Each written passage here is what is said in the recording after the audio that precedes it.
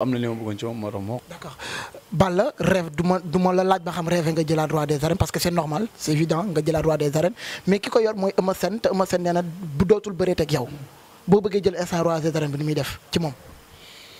xam nga roi des arènes man namuma ko. dama bokk ci ñi gën a nekk xale ci làmb jël ko. à l'âge de 25 ans laa ko jëlee. musul am ci làmb. yàlla doog ma teel ko perte. te li ma di géejawaay incha allah bu neexee yàlla suñu borom loolu laay wax toujours. Eumeu Sène mi ne dootul bëreeg yow nag. waaw ma ñëw.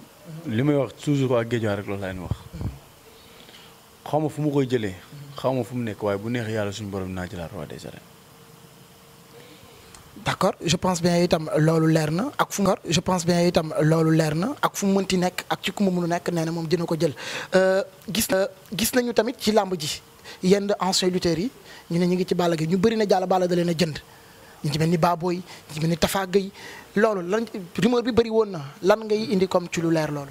non man mënuma jënd kenn nit kenn mënu koo jënd nit kenn mënu koo jëriñoo loo koy jëriñoo mooy lan am sa yitte nga dem soxla xalaatam man dépassé naa Moustapha Gueye suma papa la li mu def ci làmb man dama ko def ci làmb mënuma ko jënd suma papa la te toujours cëru papa laa ko jox ba boo cee mon ami suma xarit la cër bi moo koy jox rek toujours moom laa koy jox bu ma duggee dara bëgg dara mais damay dem xool ñi nga xam ne am nañ xam-xam man ak seen xam-xam doy na ma dem laaj leen tuuti seen xalaat ak seen xalaat. mais ak Yékini. Tyson ak Yékini laaj nga leen seen xam-xam ci làmb bi. Tyson ñëpp xam nañ ne Balla Gaye numéro 2 Tyson mooy idolam loolu moom lu am la lu réel la nëbbu ma ko tey nëbbu ma ko gën a suba. Yékini nag. Yékini wax dëgg yàlla amuñu ay relation ma ak moom. waaw dëgg moo neex yàlla. amuñu ko mais li ma koy seedee rek mooy lu baax laa xam ci moom. lu rafet laa xam ci moom.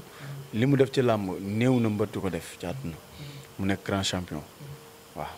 d'accord dañu